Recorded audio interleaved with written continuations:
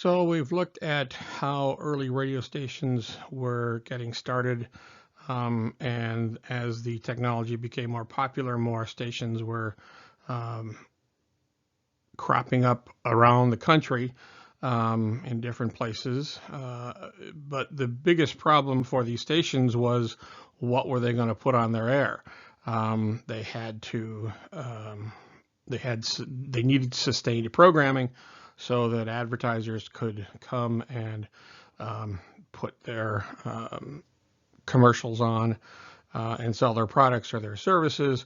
But in between all that, they needed some sort of programming. So we're going to look at programming in this particular part of the PowerPoint and how programming began really with the establishment of networks. Where did all of this programming come from, whether it was large markets or small markets?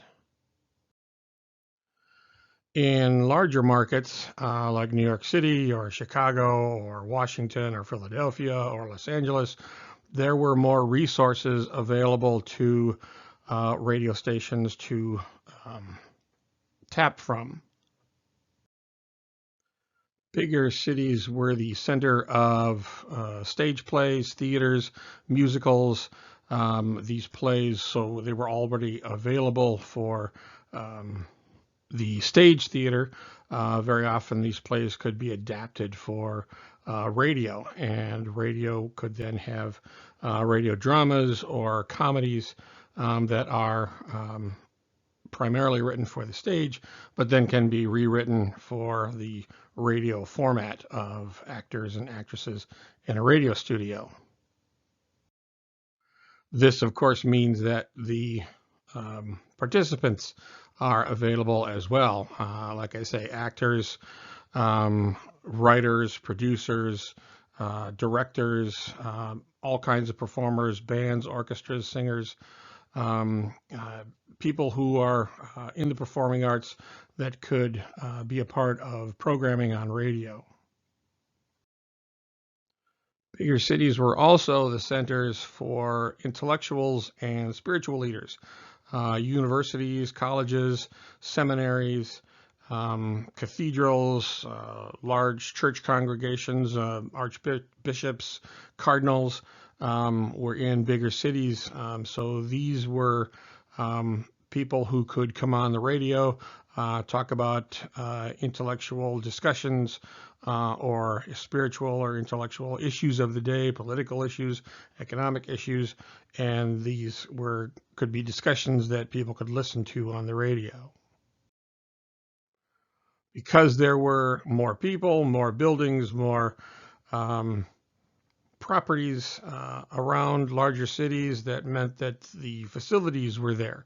Like I say, theaters, programs could be produced on theater stages, or simply recording equipment could be installed in theaters where plays were being performed. But also studios could be built. The engineers, the construction workers were available to build these studios and to install equipment in larger cities. That also meant that the technicians were there, and people who wanted to get into radio. Maybe this was a radio buffs who may be doing this on an amateur basis. Now they could be working in radio stations in larger cities as a career, as a profession. But of course, the problem here is that it's nice to have these facilities available, these things available to put on as programming on radio, but they're still going to be expensive. You have to pay the performers. You have to pay the technicians who are going to work the equipment. You have to pay rent on the facilities or pay to have these facilities built in the first place. So it was still relatively expensive to put this radio programming together, even in big cities. And if it was expensive for broadcasters in larger markets, how hard was it going to be for smaller markets? And this is really where networks begin.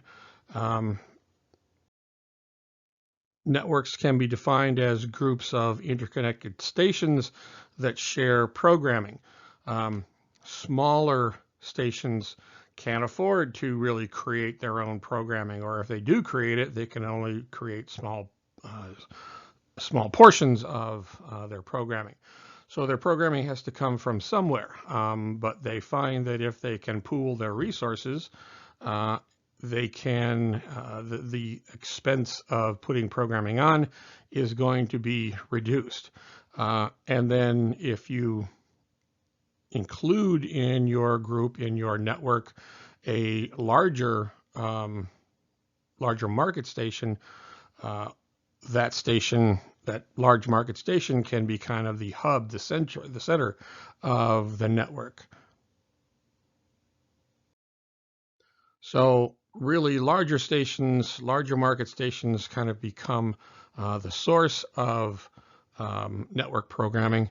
And then those stations, those smaller market stations, become the affiliates. That is, they're the stations that have agreed to air the programming generated by a larger station in a larger market, and then they pay for that programming. They pay the larger station for that programming, and that defers the cost for the larger station to actually generate that programming.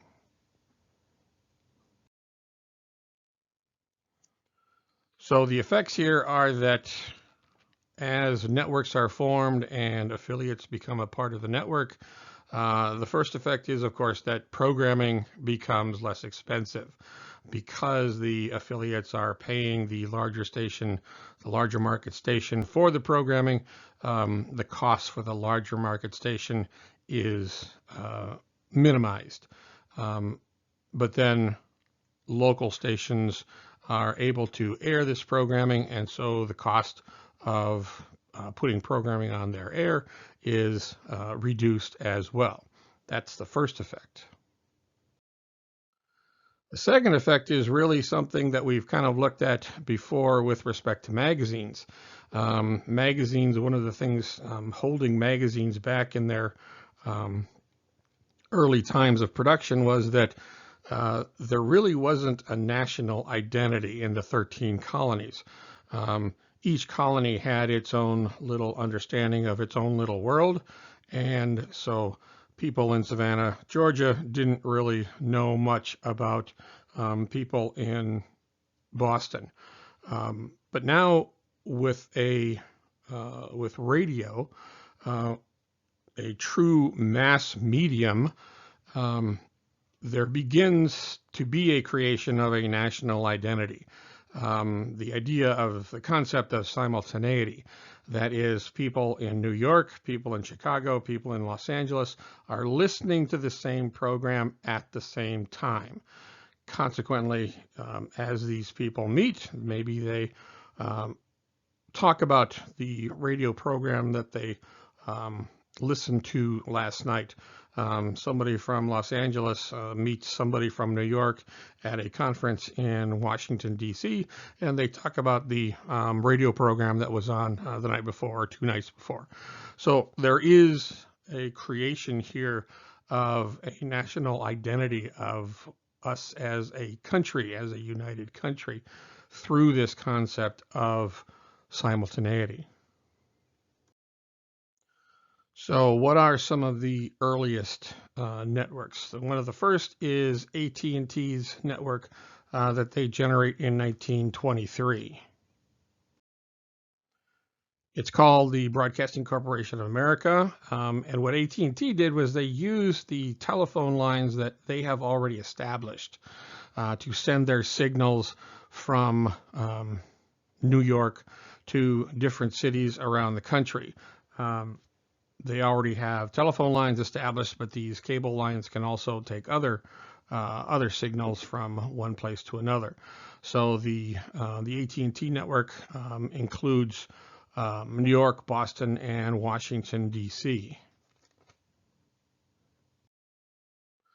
The other two companies that are associated with broadcasting, General Electric and Westinghouse, they also start a small network, but the problem is that they don't have the established lines, communication lines that AT&T has. So their network is actually relatively small. That changes, however, when GE and Westinghouse sue AT&T for access to their telephone lines. They argue that this is really kind of a monopoly and that these lines should be made available to others who want to create networks, radio networks around the country. And even though AT&T is against it, eventually they lose, and the network that they have is awarded to General Electric and Westinghouse. It's also the fact that this is a time when AT&T has determined that they want to get out of the radio business and concentrate more of their efforts in setting up telephone lines and telephone service around the country. So now General Electric has two networks. One, their previous small network known as the Blue Network, and then their newly acquired network is the Red Network. So GE and Westinghouse's network structure is basically RCA, the Radio Corporation of America, remember, is the former patents pool company. They have a subsidiary, NBC, the National Broadcasting Company, and then NBC becomes the parent of the two networks, the Red Network, which is the old AT&T network, and then the Blue Network, which is the old GE and Westinghouse network. The man in charge of NBC is the former head of RCA, and that is David Sarnoff. Sarnoff is a man who is a visionary. He can see new things on the horizon, but he is also a very ambitious individual. Sarnoff makes a claim in his biography that he was one of the few to be on shore and in contact with the Titanic back in 1912. He worked for Marconi as a telegrapher, and he makes this claim that he was one of the few people to actually be in communication with the Titanic in its final hours. Outside of his biography, or outside of his autobiography, and his claim that he did this, there really isn't any other evidence that suggests he actually was in contact with the Titanic. But it suggests that this was something, this is a person who is really willing to do pretty much anything, say anything, to move up in his career. CBS had its early years, its development in another separate network. It was a network that was begun by some men who were really just kind of looking at it as an experiment, and they wanted to compete with NBC. These partners created the Columbia phonographic system, and after a while they realized that this wasn't going to work, and so they were really looking for a way to make some money off it by selling it to whoever wanted to get into the radio broadcasting business. That network was purchased by the Paley family. This was a family of entrepreneurs. They were known in the tobacco world, the tobacco business. The head of the family thought that this network, acquiring this network, would help make his cigar system even more successful, and so he just kind of bought it as a lark to increase the advertisement for his cigar company. The member of the family who really turned it into something lucrative is William Paley.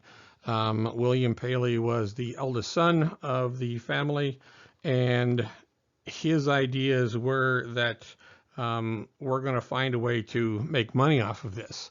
And by 1938, again, the network was purchased in 1928, and by 1938, CBS had 114 affiliate stations. What Paley did was create something called option time. That is, he was willing to pay affiliates $50 an hour for all of the hours that they would air CBS programming and any sort of advertising on CBS.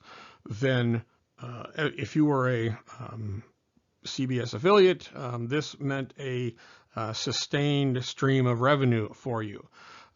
There was one little caveat to this, and that is that even though you were being paid by CBS, it was CBS's option to break into your programming anytime that it needed to, and there was nothing you could do to stop it. Where the negative is here is that as a local radio station, you may have advertising that may be scheduled for a particular time of day.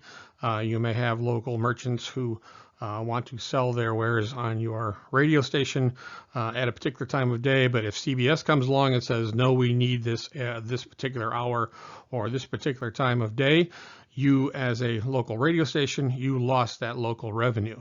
Or you would have to make good on that revenue some other time of day for that local advertiser. So it was, the good part about this is that it was steady income for the affiliate stations of CBS.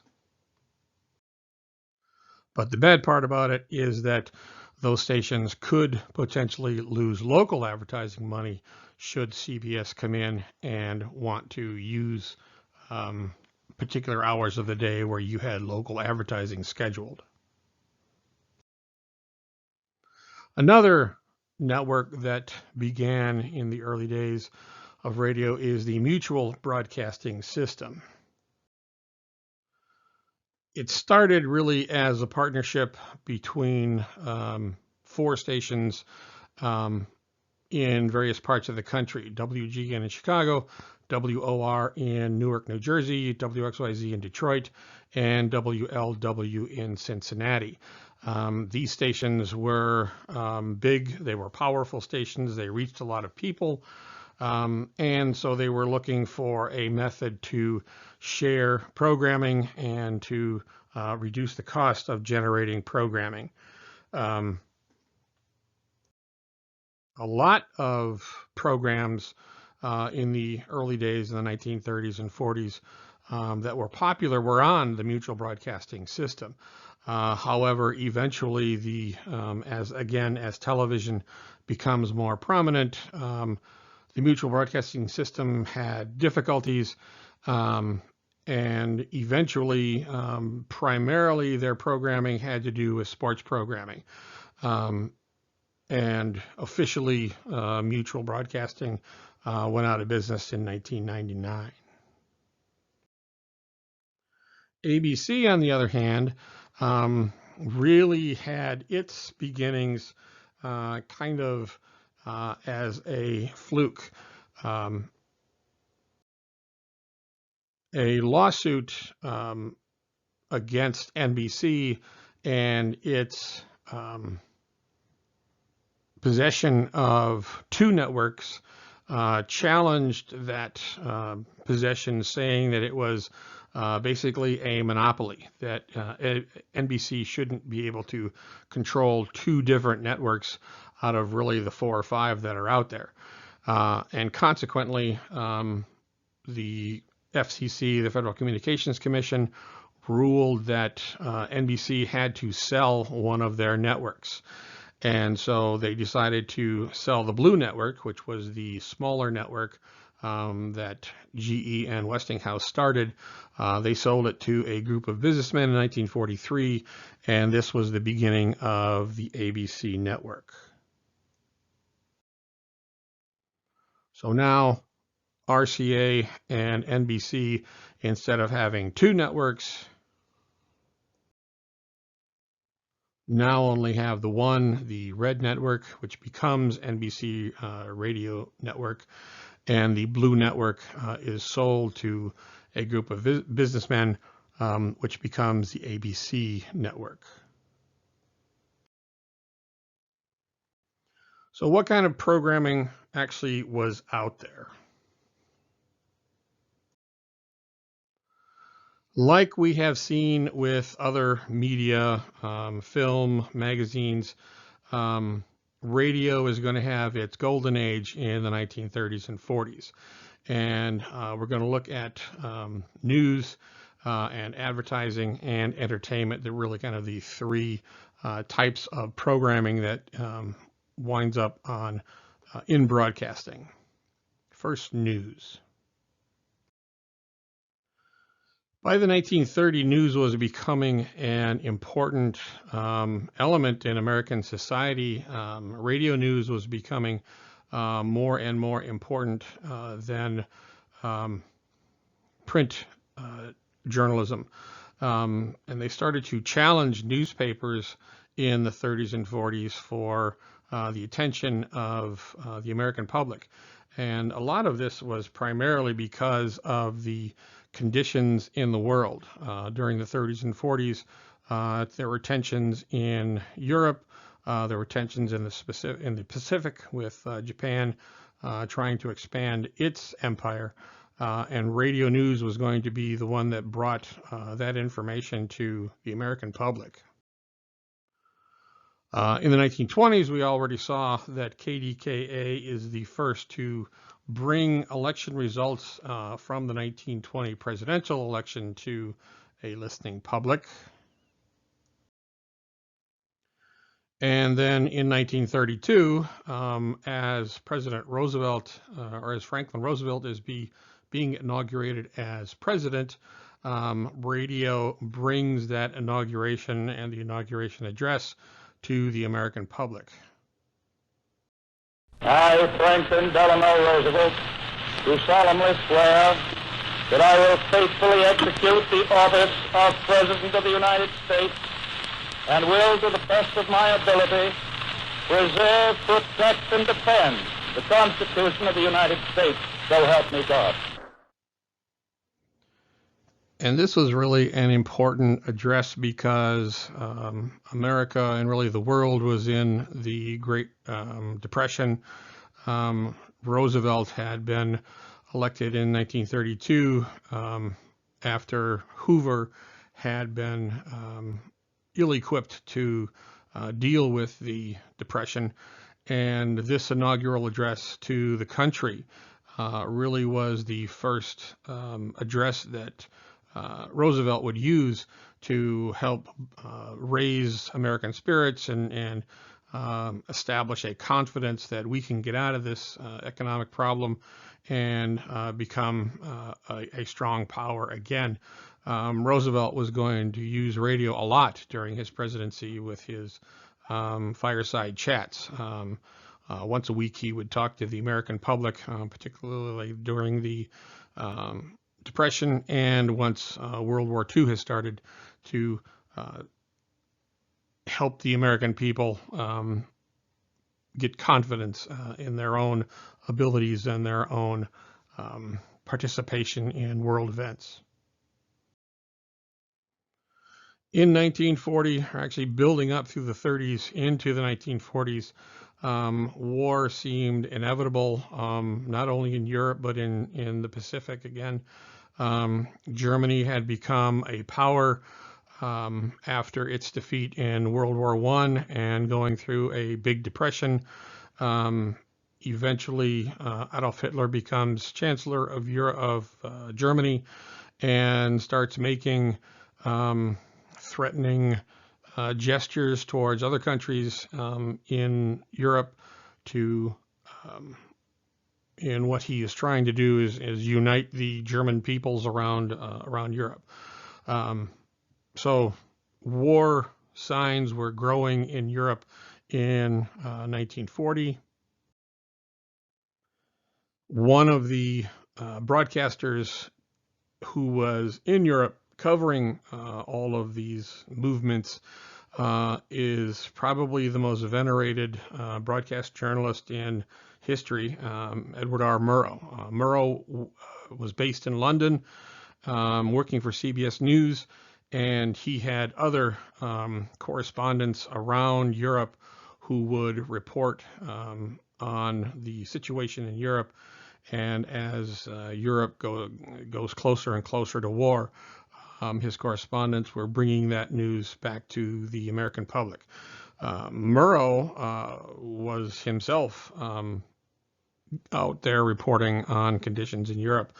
And very often during the Blitzkrieg in 1940, where the German Air Force, the Luftwaffe, was bombing London and bombing other places in England, Murrow was right out there in the middle of it. This is Trafalgar Square. The noise that you hear at the moment is the sound of the air raid siren. I'm standing here just on the steps of St. Martin's in the Fields.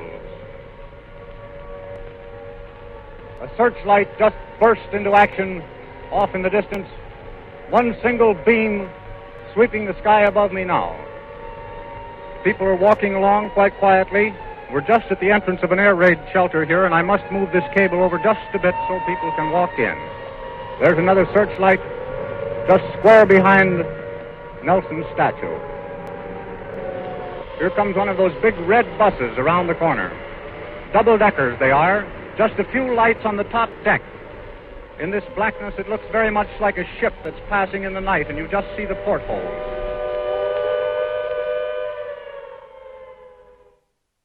The plane is still very high, and it's quite clear that he's not coming in for his bombing run.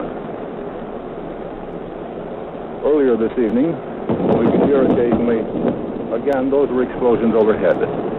Earlier this evening, we heard a number of bombs go sliding and slithering across to fall several blocks away.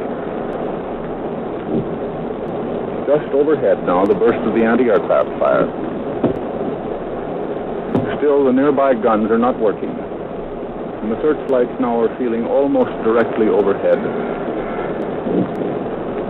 Now you'll hear two burst a little nearer in a moment. There they are.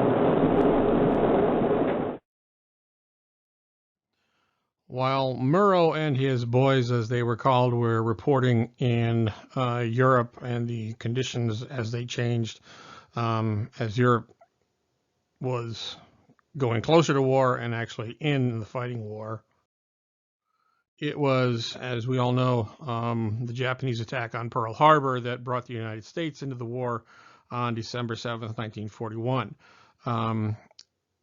During that time, in December, that early week in December, it wasn't just Pearl Harbor that was attacked, but Japanese forces also attacked American forces in the Philippines, but also attacked other European country forces in Singapore, in Malaysia, really in Southeast Asia, and it was radio that brought those reports to America. Flash, Washington. The White House announces Japanese attack on Pearl Harbor. Hello, NBC. This is Bert Salmon speaking from Manila, and this time I've got a real scoop for you. Manila has just been bombed. In fact, right now it is being bombed. And without warning, Japanese bombers started bombing Fort William McKinley, Nichols Airfield, and the RCA transmitting station. At 9 minutes past 3 o'clock, without warning. Right now, the moon is shining absolutely full. It's too paint. Stand out like mirrors. And there's no wonder that an enemy bomber could pick out any spot around this part of Manila tonight. It isn't the fault of the blackout. There isn't a light shining any place. But Old Man Moon just wouldn't stay blacked out. And it was radio that was bringing pretty much all of the reports of World War II back to the American public, with radio correspondents in Europe and in the Pacific, reporting on how American troops were battling the two different enemies, Germany and Japan. Probably one of the most famous, if not the most famous, radio broadcast is the eyewitness account by a reporter named Herb Morrison. Morrison was a reporter for WGN Radio, and he was in Lakehurst, New Jersey in 1937 when the Hindenburg was coming into port. The Hindenburg was a Zeppelin. The Zeppelins were these really large balloons that operated with hydrogen. Hydrogen is lighter than air, so that when you contain it, you put it into a confined space, it floats in air. It's anti-gravitational, I guess, would be a way to look at it. And the German military, but also the German transport industry used Zeppelins as a method of transportation from Europe to the United States and from the United States to Europe. So this had been a way of going across the Atlantic and back again that was different from ocean liners, and it was faster. A ship would take you probably around 2 weeks, where a Zeppelin might take you 5 or 6 days. The Zeppelins themselves were, the majority of their size there was the hydrogen cylinders, the hydrogen cells that made the Zeppelin float. But then underneath, down at the bottom, there's a little kind of a pouch down there at the bottom. That's the bridge. That's where the commander of the Zeppelin worked, and the Zeppelin was steered. But then kind of built inside the bottom there were luxury accommodations, big windows for people to look out of as the Zeppelin floated across the water or floated across the land. And then the propellant, the giant fans were in the back, and much like an airplane, but only in reverse, pushing the Zeppelin along. The Hindenburg had made several trips across the Atlantic, going from the U.S. to Germany and then back to the U.S. So this wasn't anything that was new or unusual. The Hindenburg was coming into port at Lakehurst, New Jersey. When Morrison was there, he'll give his report, and he'll make reference to the mooring mast. The mooring mast was a very tall tower that the Zeppelin would link up with. And then in this tower was a mechanical lift that would slowly bring the Zeppelin down to the ground, and then the passengers could disembark on the ground once the Zeppelin had come to the ground.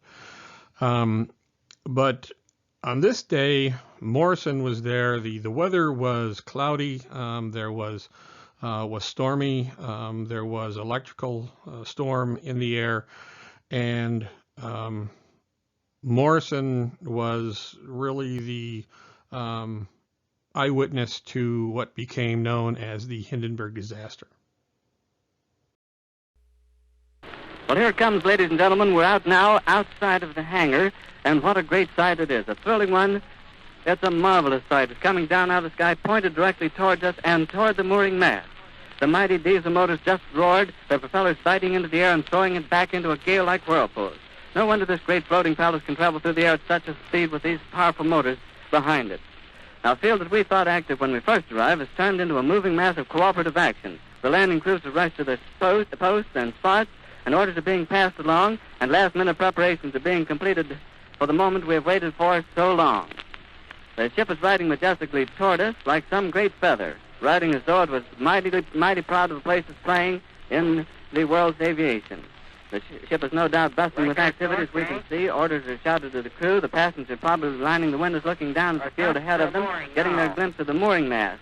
It's practically standing still now. They've dropped ropes out of the nose of the ship, and it's been taken a hold of down on the field by a number of men. It's starting to rain again. The rain had slacked up a little bit. The back motors of the ship are just holding it just enough to keep it from... It bursts into flames. Get it, Charlie. It's crashing.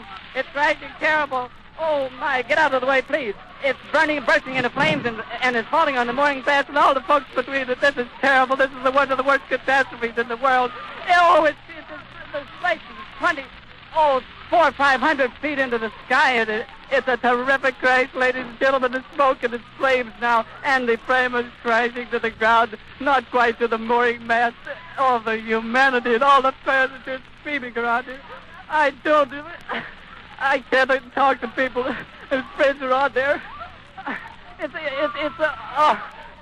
I can't talk, ladies and gentlemen. Honest, it's just laying there a mass of smoking wreckage. And everybody can't hardly breathe and talk and screaming. Lady, I'm sorry. Honestly, I can hardly breathe. I'm going to step inside where I cannot see it. Charlie, that's terrible. Listen, folks, I'm going to have to stop for a minute because I've lost my voice. This is the worst thing I've ever witnessed.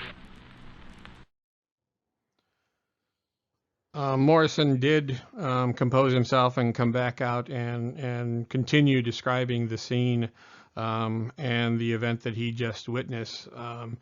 I mean, this was really the first time in this very new medium that a spectacular disaster had been witnessed and described on radio. It wasn't a live broadcast. It was recorded, but as the news spread around the country that what had happened in Lakehurst, New Jersey to the Hindenburg, and then this recorded live account that was heard on WGN, it really just brought the disaster home to the American people, and it really solidified radio as a news source for Americans. As far as the Hindenburg itself, it has been speculated that it was struck by lightning, and that's what generated the explosion and the disaster. Eventually, research would reveal that yes, there was an electrical storm in the area, but really it was the disaster was a result of static electricity building up on the ship. The paint that covered the Zeppelin had a metallic core to it, and as the Zeppelin came into this really kind of charged atmosphere, static electricity built up and built up and built up until there was actually a spark inside the Zeppelin between the two, between a couple of hydrogen cells, and that's what ignited hydrogen, which is very flammable. Nowadays, anything that's floats like blimps, they use helium, which is not flammable, instead of hydrogen. So moving now to advertising, what sort of advertising was being broadcast during this time? Advertising on the radio was quickly starting to surpass newspapers in national advertising around the country.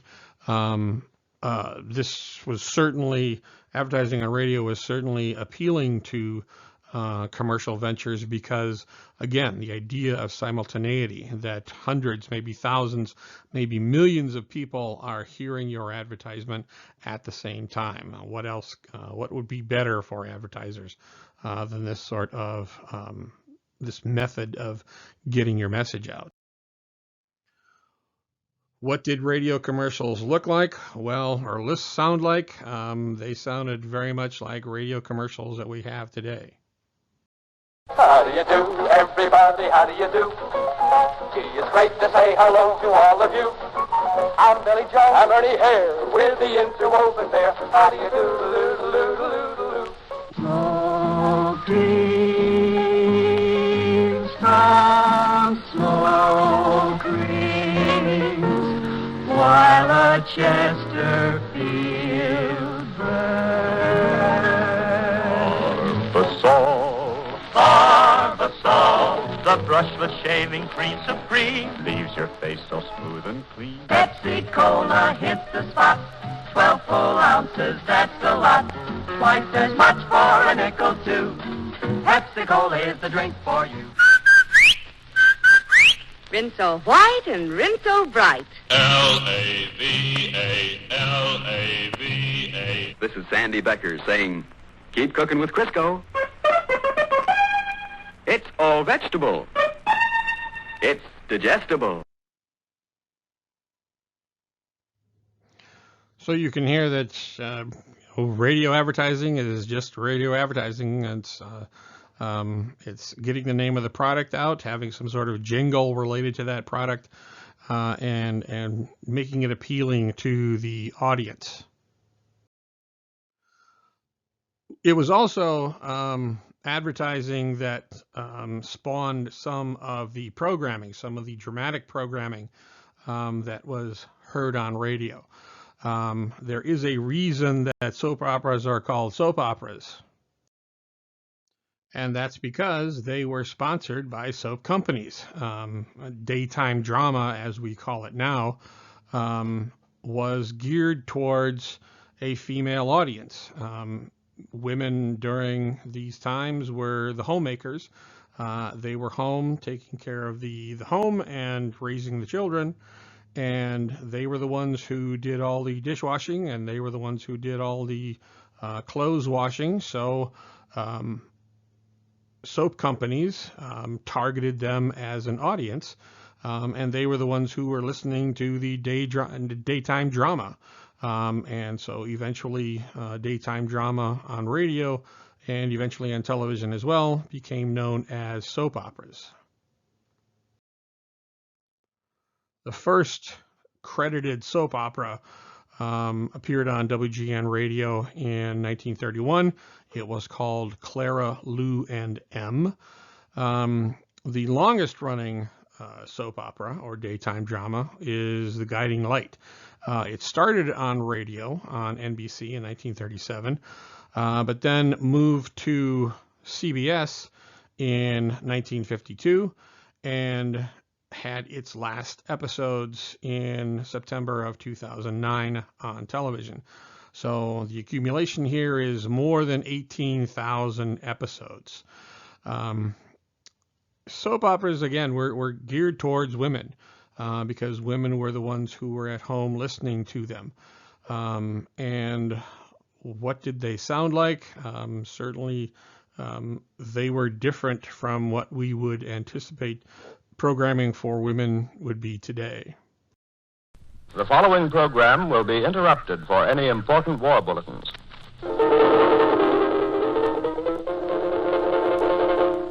And now, the romance of Helen Trent.